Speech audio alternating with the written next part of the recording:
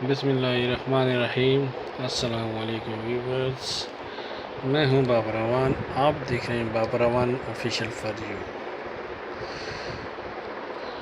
States lecture number 37 hypothesis को discuss करेंगे। और आज के इस लेक्चर में हम सबसे पहले तो हाइपोथेसिस के बारे में जानेंगे, उसके एरर के बारे में जानेंगे, जो बेसिक कॉन्सेप्ट्स हैं उसके, और फिर जो मीन है regarding on the best G test वो हम कंटिन्यू करेंगे। अच्छा जी, इसके जो मराइल हैं उसमें सबसे पहले टेस्टिंग ऑफ हाइपोथेसिस जो है वो भी तो टेस्ट स्टेटिस्टिक इसको हम करते हैं, और ये होता है function of a sample data not containing any parameter which provide a basis for testing a null hypothesis called test statistics. Every test statistics has a probability distribution which gives the probability that our test statistics will assume a value greater or equal to a specified value or a value less than or equal to a specified value when null hypothesis is true. तो test statistics provide basic testing a null hypothesis, that is a test statistics। जब हम null hypothesis को test करेंगे वो test statics होगी, और उसके alternative hypothesis भी होगा जो नल हाइपोथेसिस के अगेंस्ट होगा। हमने पहले नल हाइपोथेसिस देखना है, फिर उसका अल्टरनेटिव देखना है, फिर उसमें सिग्निफिकेंसी उसकी देखनी है, सिग्निफिकेंट लेवल देखना है, उसके अंदर टेस्ट स्टैटिक्स को देखना है, उसकी क्रिटिकल रीजन को देखना है, और उसके ऊपर कंक्लूजन मेड करना है। ये तकरीबन 6 स्टेप्स हैं जो हमने फॉलो करने हैं। तो सबसे पहला जो टेस्ट स्टैटिक्स वो होता है जिसको हमने टेस्ट करना होता है, वो वाला डेटा जिसके अंदर पैरामीटर नहीं होते, ऐसा डेटा जिसके अंदर पैरामीटर नहीं होते, और उस डेटा को हमने टेस्ट करना होता है, वो टेस्ट स्टैटिक्स कहलाता है। और वो ग्रेटर देन भी हो सकता है, इक्वल भी हो सकता है, लेस देन भी हो सकता है, लेस देन एंड इक्वल भी हो सकता है, ग्रेटर देन एंड इक्वल भी हो सकता है। अब एक्सेप्टेंस एंड रिजेक्शन जो है, all possible values which a test statistic may assume can be divided into mutually exclusive groups. One group consisting of a value which appear to be consistent with the null hypothesis, and the other having value which lead to the rejection of null hypothesis. The first group is called the acceptance region, and the second value is known as the rejection region. And rejection region also called critical region, and the value that separate the critical region from the acceptance region is called critical value. तो हमने फिलहाल जहाँ अभी बात हुई है उसमें समझने वाली बात है टेस्ट स्टैटिक्स की। तो टेस्ट स्टैटिक्स को मैंने बताया है कि वो डेटा जिसको विदाउट पैरामीटर हम टेस्ट करना चाहते हैं वो टेस्ट हाइपोथेसिस, जिसको हम नल हाइपोथेसिस कहते हैं। और उसके बाद acceptance and rejection region. Acceptance region वो होता है जब आपका जो वैल्यूज़ हैं टेस्ट स्टैटिक्स की वैल्यू जो हैं वो कंसिस्टेंट हो, appear to be consistent with null hypothesis के नल हाइपोथेसिस के साथ वो कंसिस्टेंट हो तो हम उनको एक्सेप्टेंस रीजन में डालते हैं, और अगर वो नल हाइपोथेसिस के साथ कंसिस्टेंट ना हो और अल्टरनेटिव के साथ उनका ताल्लुक हो तो हम उनको रिजेक्शन रीजन में डालते हैं, और जो वैल्यू होती है उसको हम क्रिटिकल वैल्यू कहते हैं।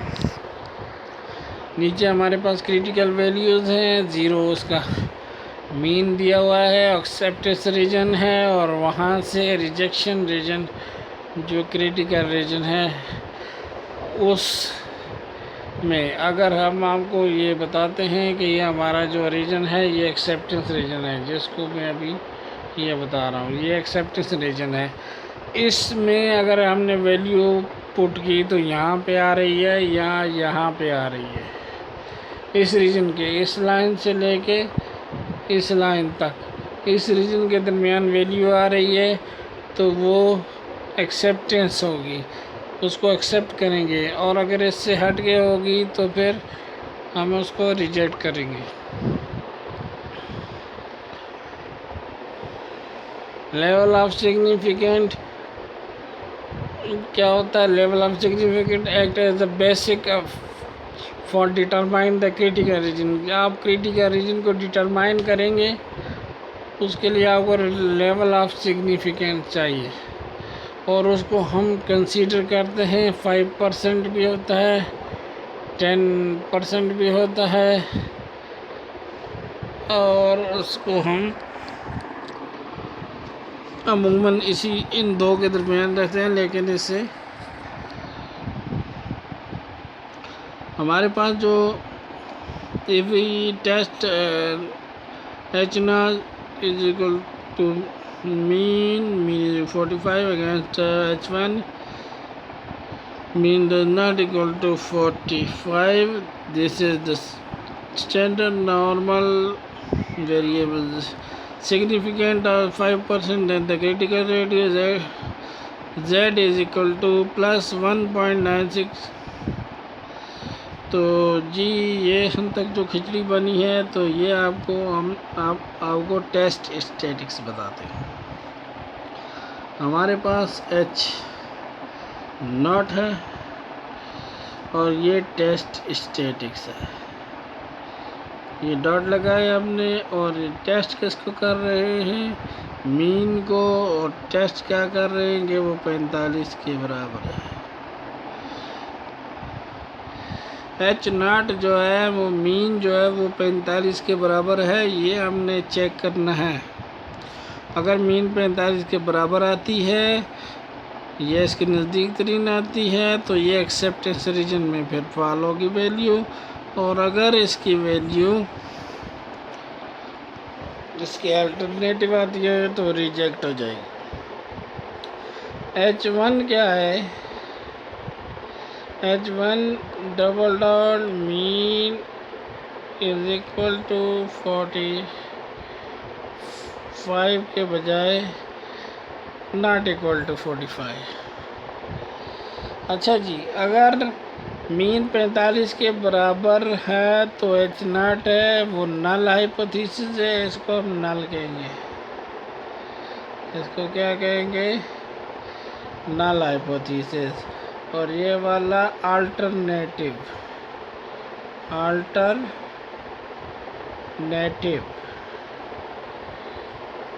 हाइपोथेसिस, H1 अल्टरनेटिव हाइपोथेसिस, और लेवल ऑफ सिग्निफिकेंट है 5%। वैल्यू फॉल कर रही है 1.96।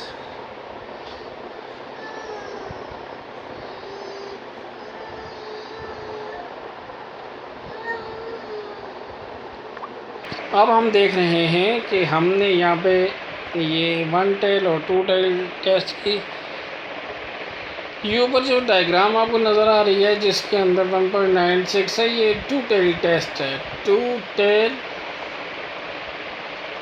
ये सामने डायग्राम, तो 1 टेल के अंदर जो है वो अगर नेगेटिव है तो ये जी, अगर नेगेटिव है तो ये वाला पोर्शन कट गया, पॉजिटिव है तो ये वाला पोर्शन कट जाएगा इस तरीके से। ये नेगेटिव पॉजिटिव की है। और यहाँ पे हमारे पास पॉसिबिलिटी है 1 टेल टेस्ट, 2 टेल टेस्ट, एक है ग्रेटर देन का, एक है लेस देन का, लेस देन, एक हमारे पास इक्वल का है। तो इक्वल के लिए हमने जो डायग्राम बनानी है वो बनानी है इस तरीके की। ये डायग्राम इक्वल की है, ये जो सामने नज़र आ रही है आपको स्क्रीन के ऊपर। और ये जो नीचे जो डायग्राम आपको नज़र आ रही है वो नेगेटिव के लिए है, जब जेड टेस्ट नेगेटिव आ जाएगा, लेस देन आ जाएगा। और ये पॉजिटिव के लिए मैंने कहा था।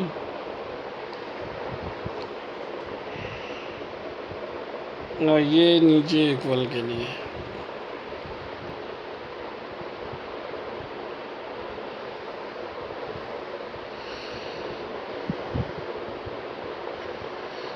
अब क्वेश्चन को सॉल्व करने के लिए हमारे पास जो स्टेप हैं वो 6 स्टेप हैं, और 6 स्टेप को हम कैसे करेंगे ये आप देख लें। स्टील मैन्युफैक्चरिंग कंपनी जो है वो असेंबल करती है डेस्क को and the other office equipment at several plants in a particular country. The weekly production of the desk of model A at plant 1 as a mean, एक हमारे पास mean आ गई है 200 and standard deviation is 16। Mean 1 जो हमारे पास आ गई है 200 और standard deviation जो है हमारे पास आ गया है 16। Due to market expansion, new production methods has been introduced and new employ hired. The vice president manufacturing would like to investigate whether there has been a change in the widely production of the desk of model A. To put it another way, and different from the 200 at a 0.05 significant level, the 5 weeks because of the plant was shut down 2 weeks for vacation, and 203.5 ये हमारे पास है जो मिसाल है। और इसके अंदर देखें जी क्या क्या दिया हुआ है। हमारे पास दिया हुआ है मीन है, स्टैंडर्ड डेविएशन है, ठीक है जी। और formulate null and alternative hypothesis. तो पहली बात है null hypothesis population mean is 200। ये उसने कहा कि पॉपुलेशन की जो मीन है वो 200 है प्लांट 1 की, और उसका स्टैंडर्ड डेविएशन 16 है। तो पहले स्टेप के अंदर आपने नल हाइपोथेसिस और अल्टरनेटिव हाइपोथेसिस H1 और H0 को, H1 और H0 को, H0 जो आपको मैंने बताया ये H0 ये जो है वो नल है, ये नल हाइपोथेसिस है। और H1 जो है वो अल्टरनेटिव हाइपोथेसिस है। और उसकी कंडीशन भी आगे लिखनी होती है कि H1 क्या है कि मीन जो है, मीन म्यू हम यहाँ पे उसको इस तरीके से लिख सकते हैं H1 double dot mean sample की इज इक्वल टू 200। और अल्टरनेटिव क्या है कि मीन इज डिफरेंट फ्रॉम 200 और मीन इज नॉट 200।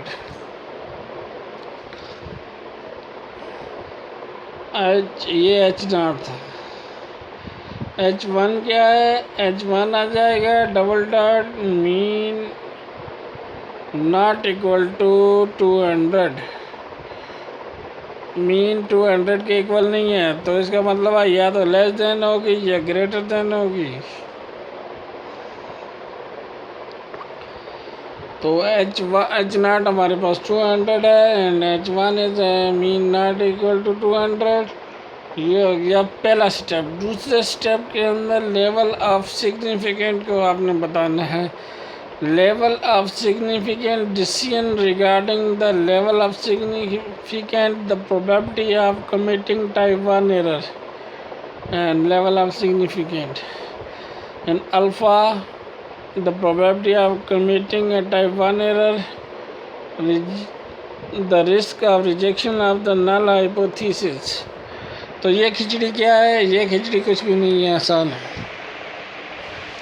सबसे पहले आपने पहले स्टेप के अंदर नल हाइपोथेसिस और अल्टरनेटिव हाइपोथेसिस को डिफाइन किया और मैंने बताया कि उन्होंने मीन 200 दी हुई है और उसके अल्टरनेटिव होगा कि mean is not equal to 200। दूसरे में आपने लेवल ऑफ सिग्निफिकेंट को बताना है और ये आपकी टाइप 1 एरर होती है अल्फ़ा।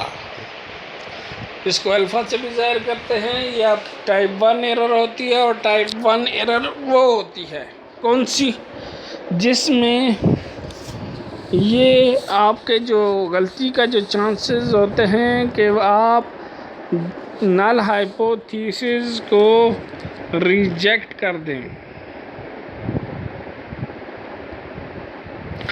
नल हाइपोथेसिस हमारे पास यहाँ पे क्या है? वो है मीन इज इक्वल टू 200।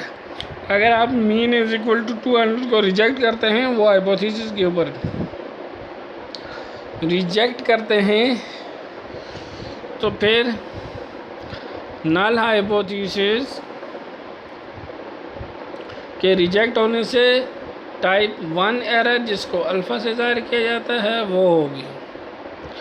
यानी आपने टाइप 1 एरर वो है जिसको आपने एक्सेप्ट करना था वहाँ पे, लेकिन आपने एक्सेप्ट नहीं किया। और देखें टाइप 1 एरर वो होती है कि आपने नल हाइपोथेसिस को एक्सेप्ट करना था, आपने इसको रिजेक्ट कर दिया। टाइप 2 एरर वो होती है जिसमें आपने जो है वो अल्टरनेटिव जो है नल हाइपोथेसिस को आपने रिजेक्ट करना था।